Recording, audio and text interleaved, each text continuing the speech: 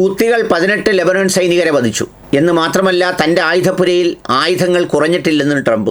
എന്നാൽ university of ചിക്കാഗോയിലെ political സയൻസിൻ്റെ മേധാവി കഴിഞ്ഞ ദിവസം ഒരു അഭിമുഖത്തിൽ പറഞ്ഞത് യഥാർത്ഥത്തിൽ രക്ഷപ്പെടാൻ കഴിയാത്ത ഒരു യുദ്ധമുഖത്ത് ട്രംപ് പെട്ടുപോയിരിക്കുന്നു എന്നതാണ് സ്ഥിതി. മുന്നോട്ട് പോകാനും വയ്യ, വിട്ടിട്ട് പോരാനും വയ്യ. നാടൻ ഭാഷയിൽ പറഞ്ഞൊരവസ്ഥയുണ്ടല്ലോ, പറഞ്ഞില്ലേൽ വാപ്പ പട്ടിയിറച്ചി തിന്നും, പറഞ്ഞാൽ ഉമ്മയെ തല്ലും എന്ന് പറഞ്ഞ ഒരു ഗതികേടിലാണ് ട്രംപ് ഇപ്പം നിൽക്കുന്നതെന്നാണ് പറയുന്നത്. ആവർത്തിച്ചാവർത്തിച്ച് അദ്ദേഹം പറയുന്നുണ്ട് എൻ്റെ ആയുധപ്പുരയിൽ ഒന്നും ചോർന്നില്ല എന്ന്. എന്നാൽ മറ്റൊരു സ്ഥലത്ത് പറയുന്നുണ്ട് ഈ സത്യസന്ധമായ ആയുധങ്ങൾ തീർന്നു എന്ന വാർത്ത ചോർത്തി കൊടുത്തവരെ ഞാൻ റെഡിയാക്കുമെന്ന്. വൈരുദ്ധ്യമാണ് ഇറാൻ യുദ്ധത്തിലെ അമേരിക്കയുടെ അവസ്ഥ. ഇറാനെ സംബന്ധിച്ചിടത്തോളം അവരെ പ്രധാനപ്പെട്ട പ്രോക്സിയാണ് ഹൂത്തികൾ. ആ ഹൂത്തികൾ എത്രത്തോളം ലെബനനിൽ ശക്തി ആർജിക്കുന്നോ അത്രത്തോളം ഇസ്രയേലിന് വെല്ലുവിളിയാണ്. ആ മേഖലയിൽ തന്നെ അതൊരു പ്രതിരോധത്തിൻ്റെ പ്രത്യാക്രമണത്തിൻ്റെ വലിയൊരു ഗ്രൂപ്പായിട്ടും അവർ മാറുന്നു എന്നതാണ് ഒരു സ്ഥിതിവിശേഷം. അതുകൊണ്ടാണ് ഈ ഇസ്രയേൽ പല ഘട്ടങ്ങളിലും ഹൂത്തികളുടെ നേരെ ആക്രമണം നടത്തുന്നതും അവർ നിരായുധീകരിക്കപ്പെട്ടു, അവരെ തകർത്തു എന്നൊക്കെ പറയുന്നത്.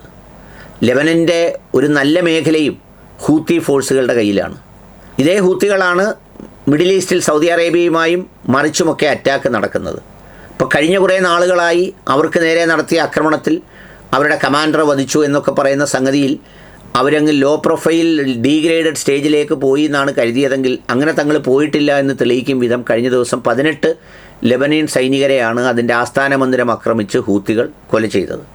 ആ വാർത്ത പശ്ചിമേഷ്യയിൽ മൊത്തത്തിലും പ്രത്യേകിച്ച് ഇസ്രയേലിനും ഒരു അസ്വസ്ഥതയുണ്ടാക്കുന്ന വാർത്തയാണ്. ഇതിനിടയിലാണ് ആയുധങ്ങളെല്ലാം തീർന്നതുകൊണ്ടാണ് അമേരിക്ക യുദ്ധത്തിന് ഒരു അർദ്ധവിരാമമോ അല്ലെങ്കിൽ വിരാമമോ കുറിക്കുന്നത് എന്നാണ് പറയുന്നത്. പക്ഷേ ഇത് പറഞ്ഞുകൊണ്ടിരിക്കുമ്പോൾ തന്നെ ഈ പറഞ്ഞ കാര്യം നിഷേധിച്ചുകൊണ്ടും ട്രംപ് രംഗത്ത് വന്നു. അത് വെറുതെ വ്യാജ വാർത്തയാണ്. അങ്ങനെ യുദ്ധമുഖത്ത് ആയുധങ്ങളൊന്നും അമേരിക്കയ്ക്ക് തീർന്നിട്ടില്ല. അമേരിക്കയുടെ കയ്യിൽ സർവ്വ സംവിധാനങ്ങളുമുണ്ട്. വേണ്ടി വന്നാൽ 2ാം ലോക മഹായുദ്ധത്തിന് ശേഷമുള്ള ഏറ്റവും നാശോന്മുഖമായ ആക്രമണം ഇറാനിൽ കാണും എന്നൊക്കെ അദ്ദേഹം ആവർത്തിച്ച് പറയുന്നുണ്ട്. പക്ഷേ ആ പറച്ചിലുകളൊന്നും യേശുന്ന മട്ടിലല്ല പശ്ചിമേഷ്യയിലെ കാര്യങ്ങൾ സംസാരിക്കുന്നത്. പശ്ചിമേഷ്യൻ വിഷയത്തെ വളരെ ന്യായമായ രീതിയിൽ സമീപിക്കുന്ന ഒരു പ്രൊഫസറാണ് റോബർട്ട് പാപ്പ് എന്ന് പറയുന്ന അദ്ദേഹം. നിരവധി ചാനലുകളിൽ ചർച്ചകൾക്ക് അദ്ദേഹം എത്താറുണ്ട്. ഈ പറയുന്ന ജിയോ പൊളിറ്റിക്കൽ വാറിനെ സംബന്ധിച്ച് വളരെ നല്ല ധാരണയുള്ള ഒരാളാണ്. അദ്ദേഹമാണ് കഴിഞ്ഞ ദിവസം പറഞ്ഞത് Trump caught inescapable escalation trap Iran.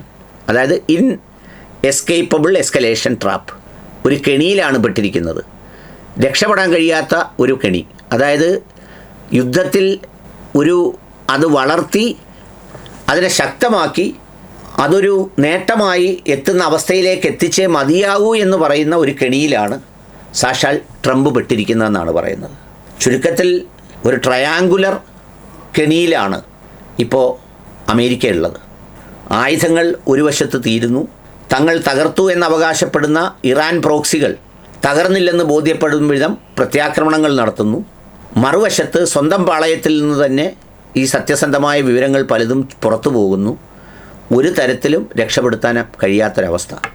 ഈ അവസ്ഥയിൽ പ്രാർത്ഥിക്കുമ്പോൾ വേണമെങ്കിൽ പ്രാർത്ഥിക്കുന്നവർക്ക് ഇങ്ങനെ പ്രാർത്ഥിക്കാം, ദൈവമേ ഒരിക്കലും എനിക്ക് ട്രംപിൻ്റെ അവസ്ഥ വരുത്തല്ലേ എന്ന് വേണമെങ്കിൽ പ്രാർത്ഥിക്കാം.